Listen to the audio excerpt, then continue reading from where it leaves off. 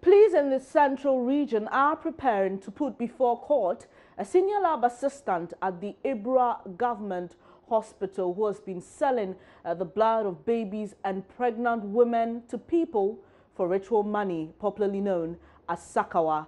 50 pregnant women and dozens of babies are purported to have died in the hospital due to this. Richard Kodonyako is in the central region for joining us. He joins us over the phone with updates. Good afternoon, Richard. Now, how was he exposed? Well, the residents in the area suspected that something untoward was going on for some time now. When women go to the hospital to be delivered of their babies, they do not come back, or their babies do not come back. And so it came to them as a surprise because hitherto it wasn't like that. And so this prompted them to inform the police, and the police decided to investigate the matter. And the policeman disguised himself as one of the Sakawa boys going to buy a pint of blood. And a pint of blood cost between 5,000 and 10,000, depending on your bargaining power. And so in the process of the payment of the money, the man was arrested. And when they went to the man's house, they saw pints of blood, that have been arranged. And so that is what ordinarily he's been doing. And so he draws more blood from either the patient, the pregnant woman or the baby. And so these blood are given to the Sakawa boy for the ritual. And so eventually, either the mother would not survive or the baby dies at the hospital. Richard, how long has this young man been working with the hospital? According to what the police are telling me, he's been working in the hospital for the past 3 years. And the activities, they started noticing the activities of this gentleman over a year ago. That is where they started noticing that, this man has been, or babies and pregnant women have been dying mysteriously at the hospital. Has this news affected the hospital's patronage in any way, Richard? Well, residents are dumbfounded. They are stunned because they wanted to know what was behind the mysterious death of their wives, their mothers, and the babies that go to the hospital. And so they are very angry. And the patronage, yes, it's affecting the patronage because now some of the people that reside there, they prefer to go to other hospital, even though the man has been arrested. The man was put before court and he's on remand to reappear on the 24th of this month. They find it uneasy, and so that is really what is happening in the community. Richard, we have the police speaking on the matter. I'll just ask you to hold on the line while we listen to the police. Thank you. Police had intelligence information that a lab technician in the government hospital of Abraham was selling blood to people suspected to be Sakawa boys or to use it for ritual. That was the speculation in town. So police cooperated with the hospital authorities, and they also confirmed they have that information. So somebody was used as a buyer to go to him in his house, and this lab technician was able to offer 3 strings of blood to the person, and a bottle we heard he was selling at between 5,000 to 10,000 Ghana. So that's why, because it was in small quantity, we sold it for 250 Ghana. So as he was delivering the goods, he was arrested. Currently, he has been charged under stealing, and he is in prison custody to reappear on 24th of April. Okay, so what are the community folks been telling you? How did it all start, and when did it start? It was speculation in town that they were suspecting that pregnant women who don't return when they go in to give birth was on the increase.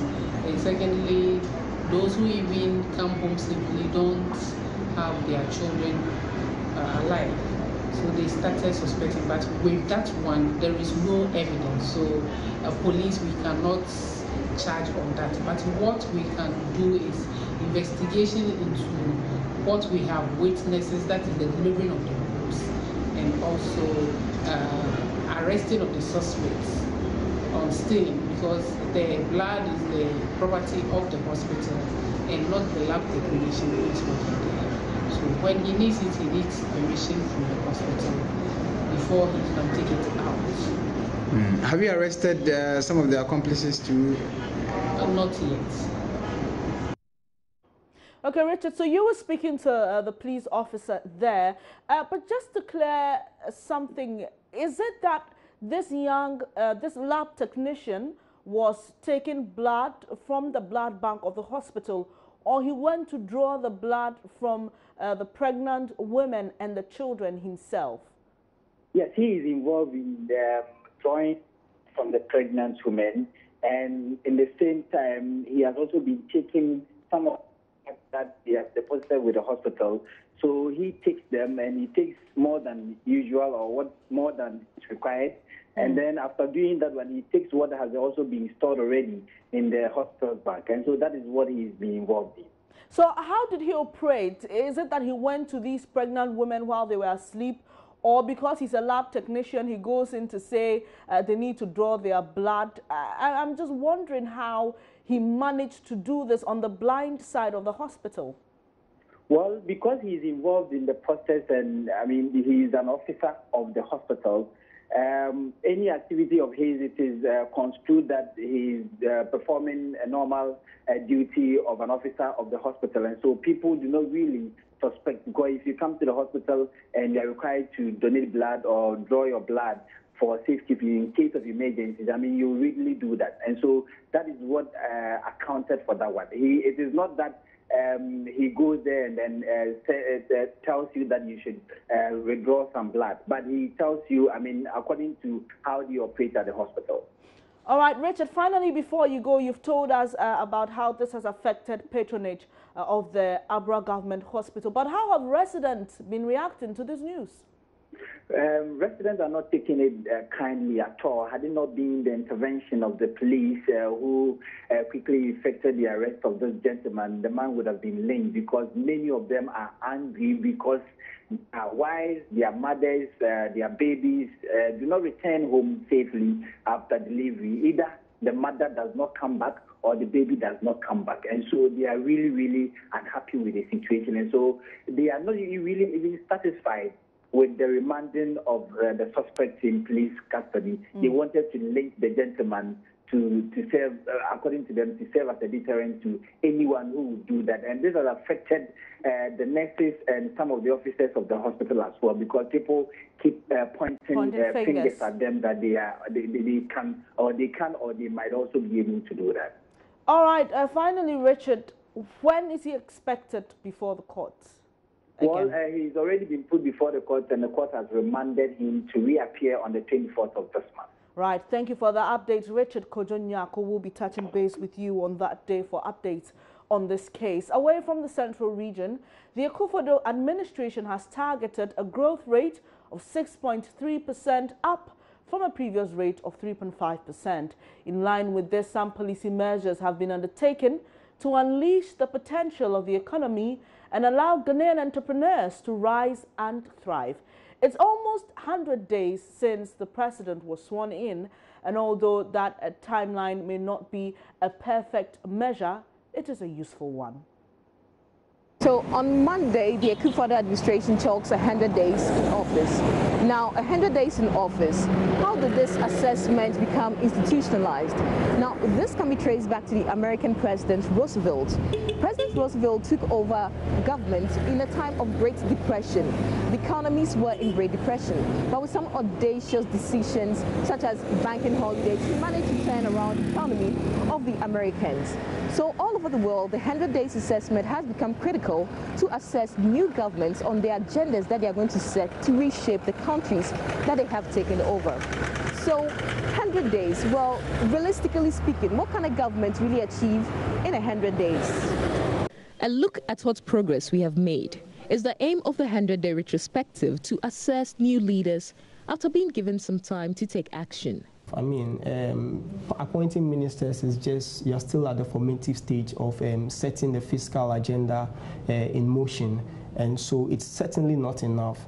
But it is a starting point, and it's better to get the basics right. And so within the 100 days, you cannot be able to implement your fiscal agenda. I doubt if you can really start so much. But then if you have the right personnel in place, how do the markets and the investor community perceive and analyze and assess the material and the human resources they are putting forward to implement or execute that agenda? That selection in itself can stir some confidence or even dent the confidence, depending on how it goes. And so whilst it is not enough, the assessment of the markets of the personnel you're putting forward is very critical, and that can make or mar your policy agenda for the year. Having inherited an economy with a debt of 74% of GDP, the Akufo-Addo administration nonetheless promises a budget that will reflect the vision of building the most business-friendly economy. The 100 days of the Akufo-Addo administration was heralded by the much talked about Asempa budget. Now, the Asempa budget had some key tax cuts in various sectors of the economy. For instance, in the aviation sector, we saw the scrapping of the 17.5 taxes on air tickets. For those in the petroleum sector, we saw a reduction of the petroleum sector levies down to 15%. And for those in the automobile industry, we saw the scrapping off of duties on imported spare parts. So 100 days of administration, what is your assessment so far? Legislative policy and institutional reforms in various sectors have been part of measures targeted at growth in the immediate term. And key among them are the energy and petroleum sectors. When you consider some of the things they put in, especially the attempt to bring down the cost of energy, even though I expected a lot more as far as the non-residential customers were concerned, I thought they could at least do something about the VAT that the non-residential consumers were paying on the electricity tariffs. They reduced the energy sector levy, but if you look at the quantum reduction and the things they've taken off, they might not be enough to help these businesses who are struggling under the cost of that they were all complaining about. So in the fact that they've been able to actually roll out some of the things they said they would do, gone ahead to amend the act, and some of these reductions are taking place, I think it's a good start. On the petroleum side, I guess by reducing some of the energy sector levies and having the world crude prices either remaining the same or coming down, that's what we've seen in the export price, where prices are coming down. So I would say, in a nutshell, I think for the 100 days, what they've been able to do, it's okay. They couldn't have done more than what they've done. Additionally, for businesses, the Special Import Levy Act 861 of 2013 is being amended to remove the levy on specific imported goods, as well as a reduction in corporate taxes. So we're very, very happy when the minister in his budget has removed a lot of the taxes that were sort of impeding business growth. It's important that businesses are allowed to grow, and some of the taxes were, quite frankly, inhibiting that. I think that, and it also makes sense for the government as well, that the deeper the tax pool, the more taxes they can collect eventually. So that was very good news for the business community in getting those taxes removed.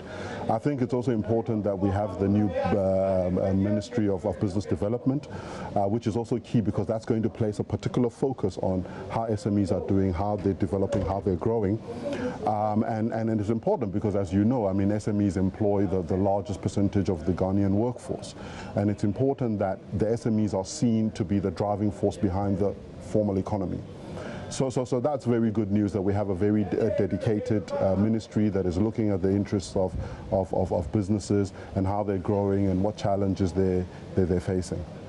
This particular government came into power at a time when the exchange rate had suffered a relapse. It was stable in the 10 months of last year or so, 11 months of last year, but towards the end of the year to the election period, suffered a relapse and started depreciating fast, and that continued into this year. And that was a difficult start for this new government, and so you reckon that, look at the fundamentals and see whether the fundamentals require such a sharp depreciation, and what are the factors impacting, if not the fundamentals, the sentiments that are causing the sharp depreciation. And in that regard, you want to think that then the government should be able to tap and draw on its goodwill that it came into power with and be able to correct sentiments to support the currency stability. And in that area, I think that the government has been able to do something because as we speak, the cedi has recovered some of the losses it made in the early part of this year when it touched as high as 4.7 on the market. Currently it's trading around 4.2, appearing to have gotten back to where we were at the start of the year. And I think that that's a quick turnaround in the exchange rate dynamics.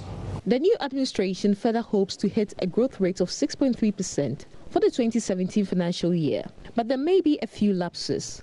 Stakeholders believe there are still a number of issues to tackle to create a buoyant economy. You see, the problem with the energy sector, and that policy must fix it once and for all.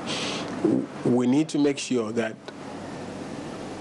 the sector recovers totally the cost of doing business. Okay, what took us to do so?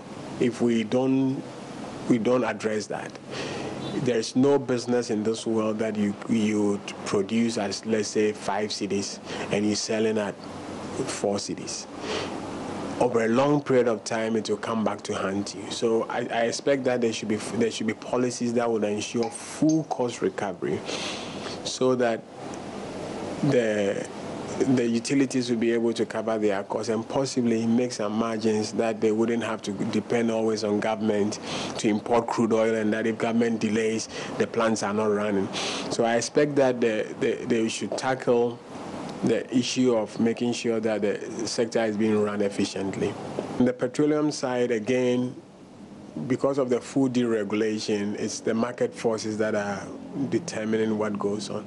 What government can do ultimately is to see how they can reduce further the taxes, some of the taxes, because what you and I pay at the pump sometimes is about 40% more than what we could have paid because of all the levies that we do pay. So now I think what I expect to see is a conscious effort of government to ensure that the utilities are functional. Now they need to deal with the sector indebtedness. Either they take all those debts off their books like they are trying to do with the restructuring of the utility debts so that they start on a clean sheet, or we find a way of recapitalizing the utilities, because where they are at the moment and the people, the banks they are owing, and the effect on the macroeconomy and the financial sector is not too healthy. We need to deal with that. I expect policy to be able to deal with that. The issue of corruption has always come up, that's a big leakage in our economy. We need to find ways to plug the corruption leakage. How can we ensure that a lot more money is retained, especially from the procurement angle? How do we plug these corruption opportunities for people to ensure that the right thing is done at the right time? That's one key component that we need to look at. We need to ensure that our policies geared towards business and the survival of enterprise is so cutting edge that it helps improve local enterprise. Or else at the end of the day, if it's going to be just a talk shop and we're saying all the right things but we're not doing all the right things, then we will have a problem. I do insist, let's give them a little bit more time. 100 days is still quite early. However, we don't also have forever to wait. Ghana is an economy with so much potential, and I think that we can only really realize that potential with the right policies from government and indeed the right sort of mindset as well from the private sector. Or what you claim you stand for. And so you need to ensure that you have a system that supports and attracts investor confidence through clarity, through policy credibility, and taking a stance that favors investors, because no investor will come into an economy where it cannot expect to make so much profit and where it cannot predict the outcome of its operations. And so some of these guarantees would necessarily have to be given to businesses before they can be so confident to deal with you and release their capital to engage with you.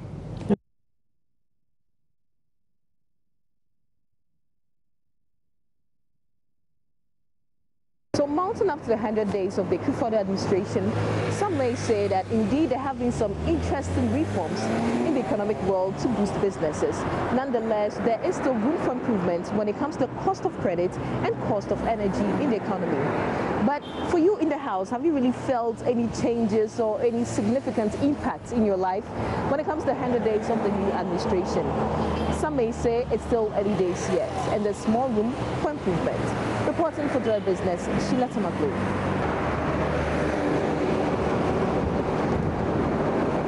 And on the 17th of April, that's next week, Monday, Joy News has put together a town hall meeting where the Vice President will be in attendance, will be focusing on the first 100 days of this government, focusing on issues of corruption, transition, energy, and many more. You can join the conversation, put up your questions on social media with the hashtag AskBaumia.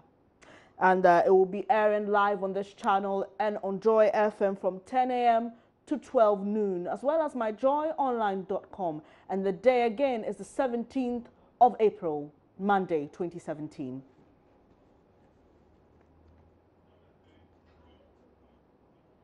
Away from the 100 days of change to the much talked about incidents, the bloody clashes between the Konkobes and the Gomba settlers in the Agbogloshi Yam Market area on Tuesday led to the death of 2 people with several others injured.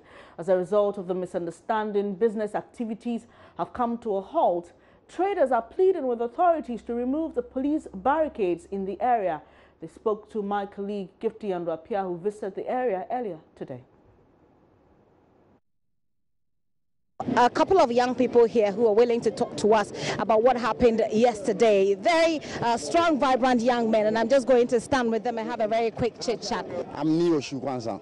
Neo Shukwansa. Yesterday, were you here when the incident happened? Yes, of course. What did you see? Okay, we are here about 4:30 p.m. Around 4:30 p.m. and we saw some people running towards our palace. And we asked them what happened, and they said they are fighting the Konkoma between Konkoma and the Gombes. And we asked him what happened, because he's a Konkoman. And he said because of a phone, has a gun.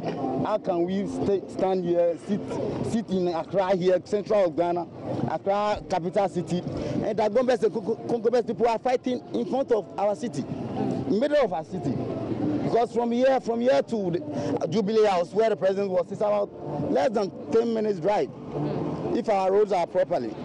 So we beg everyone, first of all, we are praying to our regional minister and the mayor of Accra. They should come with their numbers to come and do something for us, because Korle Lagoon is one of the biggest river in Accra here. And we guns, Korle Lagoon is our mother. What are you asking the regional minister to do? They should come and wreck here. They should come and break here, because they should come and drink the Korle Lagoon inside Korle Lagoon, because now it is a rainy season. There will be a plenty fractures though. But what has the Korle Lagoon got to do with what happened yesterday? What's the correlation? They are doing it. They were fighting inside Korle Lagoon. Because the lagoon was there, and they are filled it. Okay. They are filled lagoon with sawdust and things. Okay. So they filled the lagoon with sawdust and filth, and they are living on it. So you're asking the Accra mayor and the regional minister to do what? To come and work there. Okay. We beg him. But we've seen that this has happened here in this country, but they try to move them, but it's not that easy. So there's something. And in Accra, here is our capital city. Everybody have right. Every Ghanaian have right to come to Accra and work. Yes. Every Ghanaian, each and every Ghanaian have. And that's right. why they are here. They should go and hire rooms, rent rooms. So if they rent room around Accra, they can come here morning to come and do their work. Well, Gifty Andwapia also spoke to a brother of one of the deceased. Ndra me ofie na omo friends kasa bi ba o market na me chiri ba di ba ere free enough aba auto ti ne yere nso o back ho Yes, I know Johnny say, or Kosher, near Nemba. Odra, Ogra, Mushutu. And I'm a befa, Okunafona, Colana, Medikofi. Into your mowing. Say, Medioma Kotanaka, Medium Mukofi. Say, Union away. I'm say police for the Nakosha much or Kolebu. Afena, a person called Jamestown police station. You know, Monko, Nyankoshe. So I'm here with this young man, and his brother happens to be one of the casualties of yesterday. He's just telling me, narrating the story to me, that his brother has just returned from the north with some yams and they're about to sell, and the next thing he knows, his brother was gunned down. This morning he tells me that he's come to take the widow and the children of the brother, and he's taking them to where he lives in Kolebu. So the Jamestown police has the corpse and it's been deposited in the mortuary. He's going to go there and follow up on it. Tell us a little bit about your brother. Who was he? Oh, my brother, young about 27 years. On Penn Huasem. Or Wari Kranche. Eddie. Young fancy answer. Juma Ben, I know apart from young. Otobaire, or by now, we import a quabritrino. Otoba, no celleti, no matter, and same no medical. Now, Abanesena or Otibe share a same numus, Abanesena to the cano in the first. No, or Quaco protesting in color, because Obano or marketer, Nancolanu school, yes, and almost in Colana Janebi, and no free marketer or into a roof your no mushutino. One cat and Tokona he in a cosno one count. When any power can't talk on. I see. What he's telling me is that he's telling me a little bit about his brother, and he says that his brother is someone who is quiet. His brother is quite introvert, doesn't like to engage so much. But what happened yesterday was that the children had returned from school after the clashes. They heard about the clashes. So he was trying to protect his children. He was rushing home, and just when he got home, he got gunned down. He was not involved in any way in this matter. Nami ni habi, nami ufie. Tieba na omudi na beto office. Omudi funu na ba beto office. Ntiye ntimi say we na shoot na we. Say then am pese moye. Oh, say aban abem police aba soldier aba ntiye de ye re ne ya honde ni ni da so nyina ato omo so. De ombe ya boa e bia. Den nanka opese, nka opese, nka wo ho kwan ya den nanka opese omoye. The me person here say, one say Tembia, quite say, Nkofobi waha munye. Kofobi waha munye. Kese aban penny for no soldier for no police for. Omugram in search na Nkofona waha mukite tu amudi with exam. No munche omu na mrane omundi. So he's telling me basically that right now they have hope, and they're hoping in the police to do the right thing and to bring justice. But they're asking that the police, it's about time that the police come into this place to, mount a strong search, because there are arms in the hands of wrong people. And what he wants is that the arms are taken off the people who have those arms in this place. That is his appeal. Really sad development. The World Superintendent Cephas Arthur, who speaks for the Ghana Police Service, spoke to me earlier on Joy News Desk, and he mentioned that 4 people have been arrested in connection with yesterday's violence. One person, he has been discharged from the hospital at Kolebu. One person, but I can't pinpoint whether it is the pregnant woman or the pregnant woman is still among those who are still on admission. But one person has been discharged, so we now have 7 remaining on admission. And I can also confirm that we have arrested 4 persons in connection with the incident now.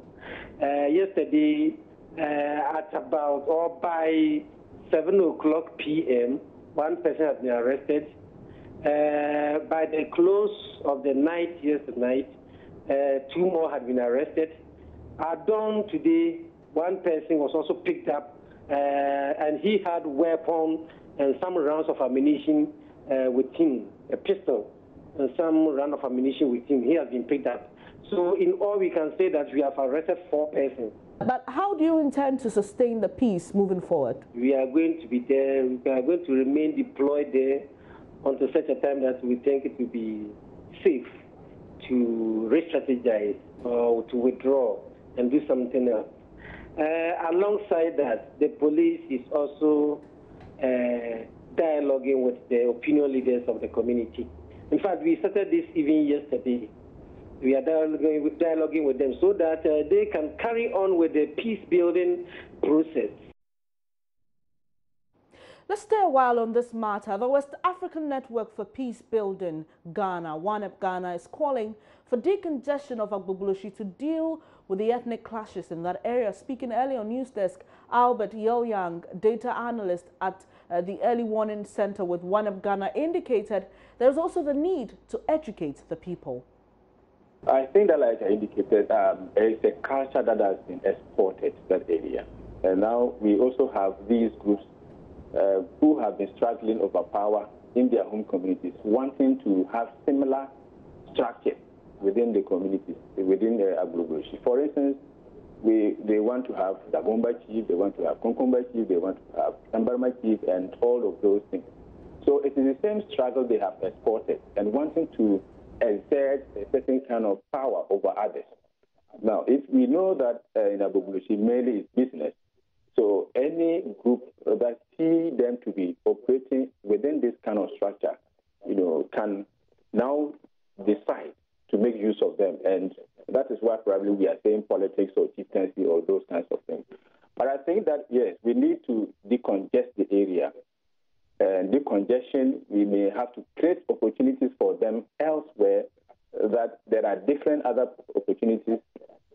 Can we have another location created with characteristics like Agbogbloshie?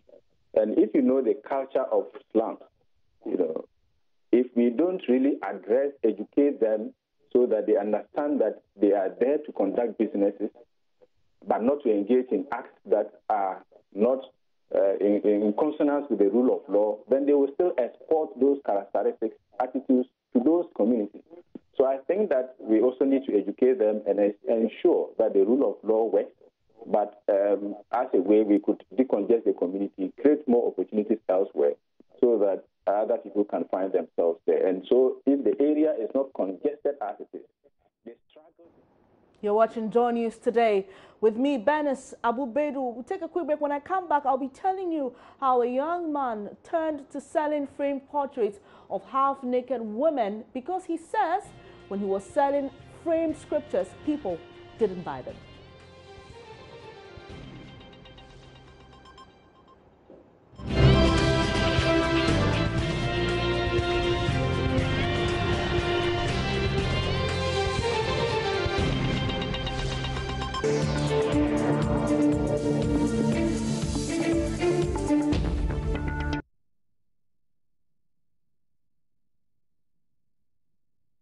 Hello again, good afternoon and time for business. Inflation rate for the month of March has dropped to 12.8% as compared with a rate of 13.2% recorded in February 2017. According to the Statistical Service, non-food inflation for the same month recorded 15.6% as compared with the 16.4% recorded in February this year. Deputy Government Statistician Ban Wadie, who announced this, explained that activities in the transport and education sectors were contributory factors to this current rate. Were attributed mainly to declines in transport, basically to non-food inflation. Non-food inflation went down, and the key non-food non-food subgroups that recorded falls include transport, then health, education, and I think recreation and health. But between February and March, you haven't seen any much change in these sectors that you mentioned. So it's quite surprising that we are having them being the contributory factor to this rate. It's because of the method that we use in computing the inflation rate. These are year-on-year inflation rates. So we are comparing prices in this year's March to prices in March 2016. And the difference is what we are reporting, that when you compare the prices of these items to that of March 2016, these are the observed changes, percentage changes that we are getting. But apart from that, we also observed that between last month, February, and March, the prices of these items also came down. Away from that, the Chamber of Mines is arguing that Ghana's diamond resource can be maximized if only government repositions the sector to reap the desired impact. Gold remains the key source of revenue for the country, but President of the Chamber of Mines, Suleiman Kony, says the diamond sector can also help boost the economy significantly if stakeholders of the mining industry come together to make it more competitive. He was speaking in an interview with Joy Business. Diamond has not been able to attract, the kind of investment you would expect, especially compared to gold. Gold has attracted lots of FDIs, and unfortunately, we've not had that with the diamond situation. I think it's a question of repositioning and promoting and ensuring that we do the kind of pitch that would help us to attract, the kind of investments which would go into diamond. But truth be spoken, Ghana is awash with gold. Ghana has lots of gold compared to diamond and other minerals. So I'm not saying because of that we should not attract investment into diamond, but when you're doing the comparison, it's important to actually put this in context to acknowledge that in terms of the resource base, Ghana has lots of gold compared to diamond. But I want to emphasize that we need to probably reposition our pitch when we go out there promoting for investment and ensure that we're able to get some tidy and decent, FDIs coming into diamond so that they can help us to increase the production of diamond. As we speak, diamond is largely, or 100% produced by small-scale miners. And all right, so we'll bring details of these stories shortly on the marketplace. My name is Emmanuel Abuaji. Up next is sports.